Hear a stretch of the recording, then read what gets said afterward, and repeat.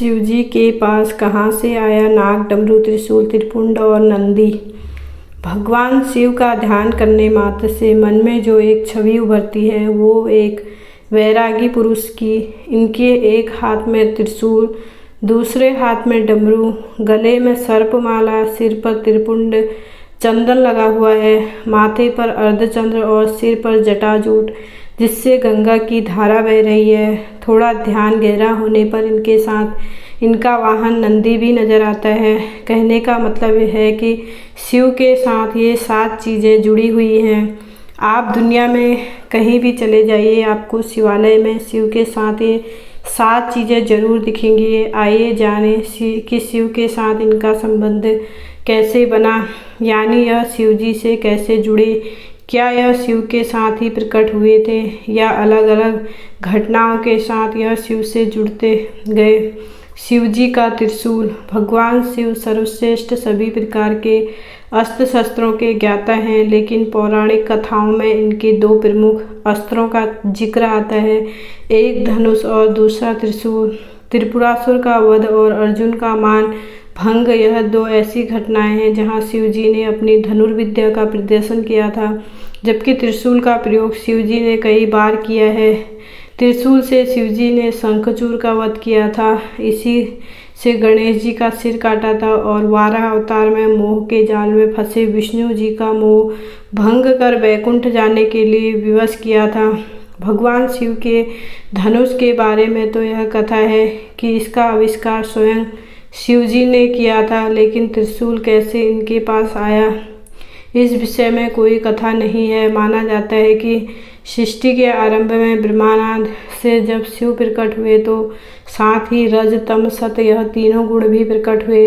यह तीनों गुण शिव जी के 3 शूल यानी त्रिशूल बने। इनके बीच सामंजस्य बनाया बगैर सृष्टि का संचालन कठिन था, इसलिए शिव ने त्रिशूल रूप में इन 3 गुणों को अपने हाथों में धारण किया। शिव जी का डमरू। भगवान शिव जी को संहारकर्ता के रूप में वेदों और पुराणों में बताया गया है, जबकि शिव का नटराज रूप ठीक इसके विपरीत है। यह प्रसन्न होते हैं और नृत्य करते हैं। इस समय शिव जी के हाथों में एक वाद्य यंत्र होता है जिसे डमरू करते हैं। इसका आकार रेत घड़ी जैसा है जो दिन रात और समय के संतुलन का प्रतीक है। शिव भी इसी तरह के हैं। इनका एक स्वरूप वैरागी का है तो दूसरा भोगी का है, जो नृत्य करता है, परिवार के साथ जीता है। इसलिए शिव के लिए डमरू ही सबसे उचित वाद्य यंत्र है। यह भी माना जाता है कि जिस तरह शिव आदि देव हैं, उसी प्रकार डमरू भी आदि वाद्य यंत्र हैं। जाने कैसे आया शिव के हाथों में डमरू। भगवान शिव के हाथों में डमरू आने की कहानी बड़ी ही रोचक है। सृष्टि के आरंभ में जब देवी सरस्वती प्रकट हुई, तब देवी ने अपनी वीणा के स्वर से सृष्टि में ध्वनि को जन्म दिया, लेकिन यह ध्वनि सुर और संगीत विहीन थी। उस समय भगवान शिव ने नृत्य करते हुए 14 बार डमरू बजाए और इस ध्वनि के व्याकरण और संगीत के धंध ताल का जन्म हुआ।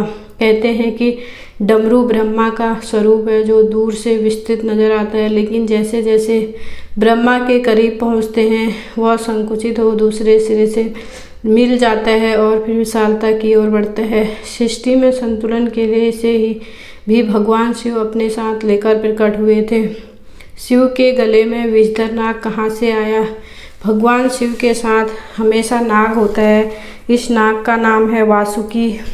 इस नाग के बारे में पुराणों में बताया गया है कि यह नागों के राजा है और नागलोक पर इनका शासन है। सागर मंथन के समय इन्होंने रस्सी का काम किया था जिससे सागर को मथा गया था।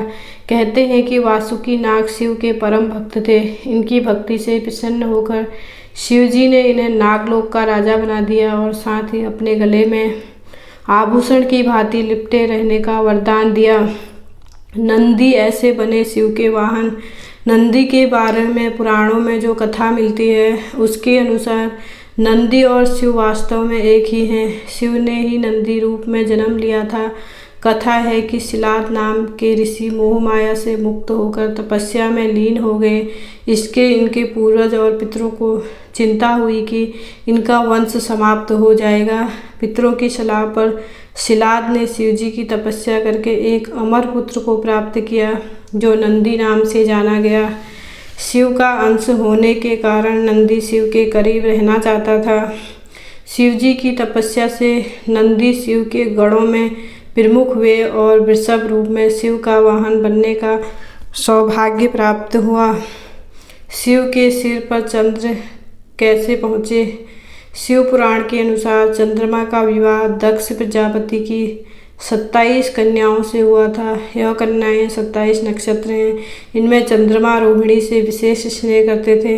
इसकी शिकायत जब अन्य कन्याओं ने दक्ष से की तो दक्ष ने चंद्रमा को क्षय होने का शाप दे दिया। इस शाप बचने के लिए चंद्रमा ने भगवान शिव की तपस्या की। चंद्रमा की तपस्या से प्रसन्न होकर शिव जी ने चंद्रमा के प्राण बचाए और उन्हें अपने शीश पर स्थान दिया।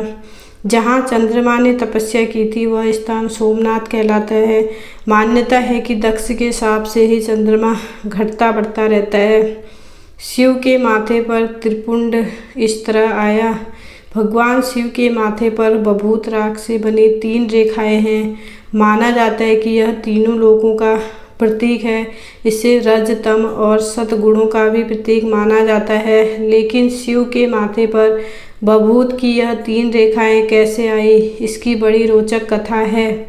पुराणों के अनुसार दक्ष प्रजापति के यज्ञ कुंड में सती के आत्मदाह करने के बाद भगवान शिव उग्र रूप धारण कर लेते हैं और सती के देह को कंधे पर लेकर त्रिलोक में हाहाकार मचाने लगते हैं। अंत में विष्णु चक्र के सती के देह को खंडित कर देते हैं। इसके बाद भगवान शिव अपने माथे पर हवन कुंड की राख मलते और इस तरह सती की याद को त्रिपुंड रूप में माथे पर स्थान देते हैं। इस तरह शिव की जटा में समाई गंगा। भगवान शिव के माथे पर गंगा के विराजमान होने की घटना का संबंध राजा भागीरथ से माना जाता है। कथा है कि भागीरथ ने अपने पूर्वज सागर के पुत्रों की मुक्ति दिलाने के लिए गंगा को स्वर्ग से पृथ्वी पर उतारा था। लेकिन इस कथा के पीछे कई कथाएं हैं जिनसे भागीरथ का प्रयास सफल हुआ। कथा है कि ब्रह्मा की पुत्री गंगा बड़ी मनमौजी थी। एक दिन दुर्वासा ऋषि जब नदी में स्नान करने आए तो हवा से उनका वस्त्र उड़ गया और तभी गंगा हंस पड़ी। क्रोधी दुर्वासा ने गंगा को शाप दे दिया कि तुम धरती पर जाओगी और पापी तुम में अपना पाप धोएंगे। इस घटना के बाद भागीरथ का तप शुरू हुआ और भगवान शिव ने भागीरथ को वरदान देते हुए गंगा को स्वर्ग से धरती पर आने के लिए कहा। लेकिन गंगा के वेग से पृथ्वी की रक्षा के लिए शिव जी ने उन्हें अपनी जटाओं में बांधना पड़ा। कथा यह भी है कि गंगा शिव के करीब रहना चाहती थी, इसलिए धरती पर उतरने से पहले प्रचंड रूप धारण कर लिया। इस स्थिति को संभालने के लिए शिव जी ने गंगा को अपनी जटाओं में स्थान दिया। दोस्तों, आपको हमारी ये वीडियो कैसी लगी कमेंट बॉक्स में ज़रूर बताएं। लाइक शेयर सब्सक्राइब ज़रूर करें। Thanks for watching. Her her Mahadev.